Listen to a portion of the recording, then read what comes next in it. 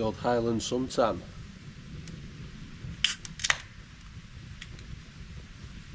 Cheers.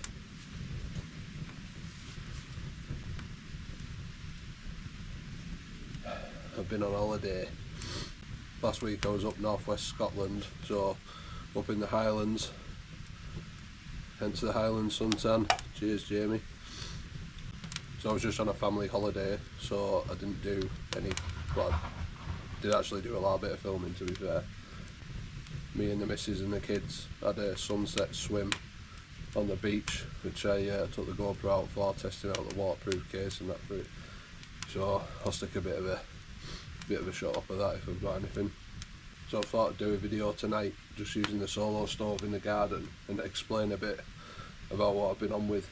So I got back from holiday a couple of days ago, and the plan was to head out to Cold Pike, where I was supposed to go and do the wild camp the week before last, and I ended up doing the Green Crag Pike of Blisco camp, which was the first one in my new Fellraven tent.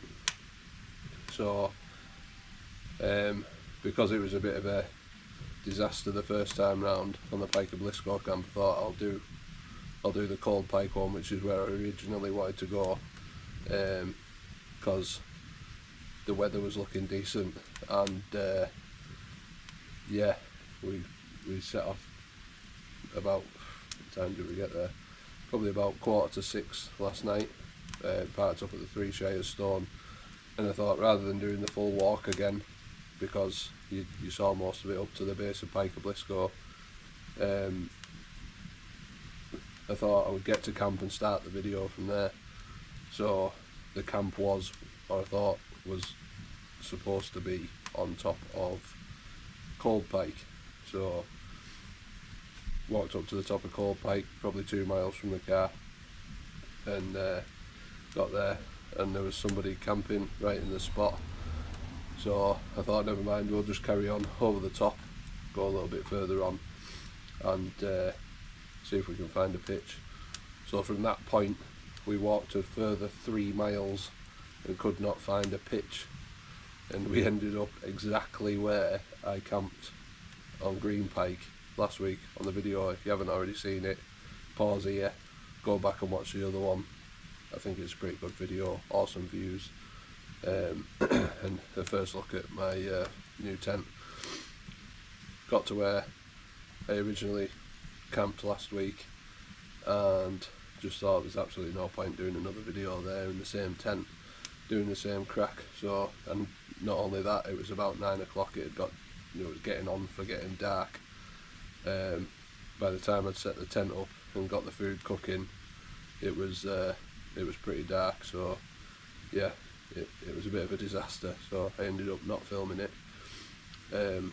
As well, that night there was supposed to be, or there was a high chance of aurora, so the northern lights, and a meteor storm or something, what do you call it, like loads of shooting stars. So we sat out till about midnight watching all the shooting stars, and it was actually pretty decent. You know, it was a good crack. Did see a few shooting stars. Tried to do a star trail shot on the GoPro. I'll put that on the screen.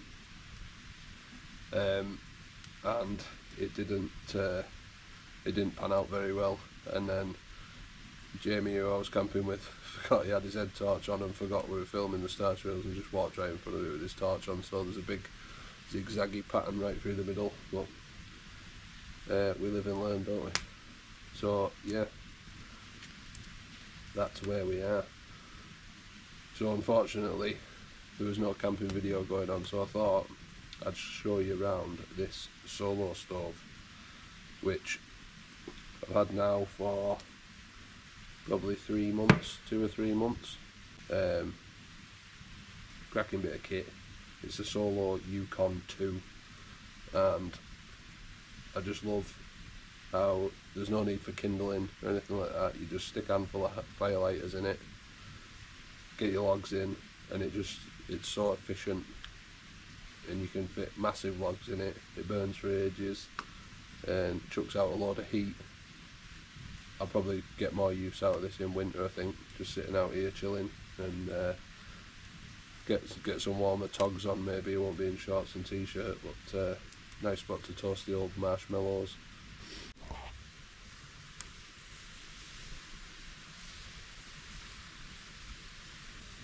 So as I said in the last video, I want to continue the support for smaller YouTube channels.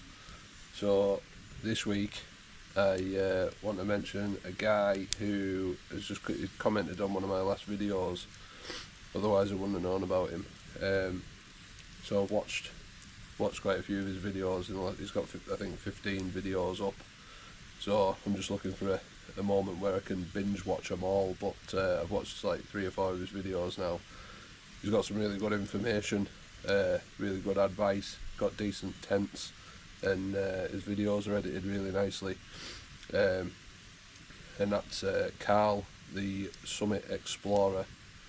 I'll put his logo on the screen and his YouTube name. Just head over and have watched some of his videos and give him a sub from me. That would be brilliant. Nice one. Keep up the good work, Carl. Nice one, mate. If you want to drop us a comment on the on this video, and just if you have seen any YouTubers that you think are not doing so well or not getting the credit they deserve, just fire the name over at me. I'll have a watch of some of the videos. I'll give them a sub, and if I like the videos, I'll mention them. I'm not just like mentioning any Tom, Dick and Harry. It's actual videos and people I actually like watching. So yeah, sometimes it doesn't really matter to me how I find out about them. If someone tells me, or if they just show up on my feed or whatever, I'll give them a mention if I watch them. But yeah, just drop us a comment, let us know any that you think I should be watching that I'm not, and also if you think you've got some advice for me about my videos, then just give us a shout and let us know, because I'll take constructive criticism all day long. And I like replying to all the comments as well. It's it's good crack, bit of something to do in it. So yeah, nice one.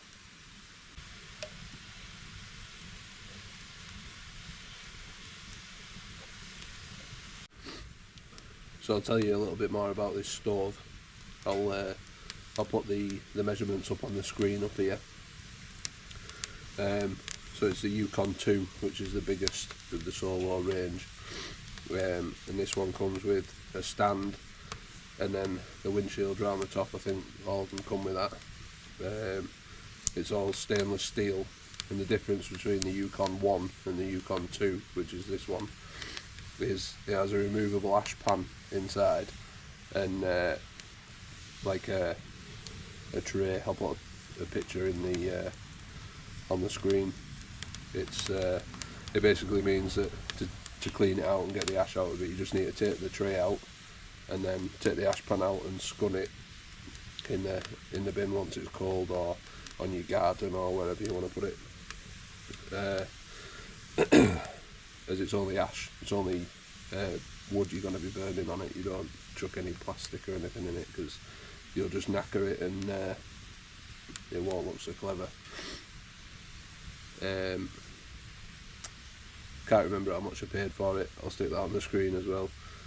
But yeah, I've really enjoyed using it. It's decent. The good thing about them is the smokeless. So once they get a bit of heat in and they start doing the I think it's called a tertiary burn or something like that. It's like a really efficient. Sorry, getting heat in my eyes. It's like a really efficient burn, so it superheats the air in the cylinder and then fires it out of the little holes inside, and it like reburns any unburnt products of combustion. You have to excuse the cold, maybe all that swimming. So yeah, the original solo Yukon stove, you had to roll it on the ground to get all the ash to come out of it, and it seemed like a bit of a faff, to be honest. Rather than with this one, you just literally take the ash pan out and get rid of it. So we're thinking about quite a few quid more this one than the other one, but they'll both do the same job. If you don't mind a bit of faffing about getting the ash out, save yourself probably 100 quid maybe. Right, I'm going to wrap that video up here, so thank you very much for watching. If you got this far into the video, if you got any questions about the solo stove, just give us a shout, let us know in the comments, and I'll reply to you as soon as I can. Pretty quick at replying, there's not that many comments. And yeah, if you enjoyed this video, please consider liking and subscribing, and I will catch you at the next one. Ta-da!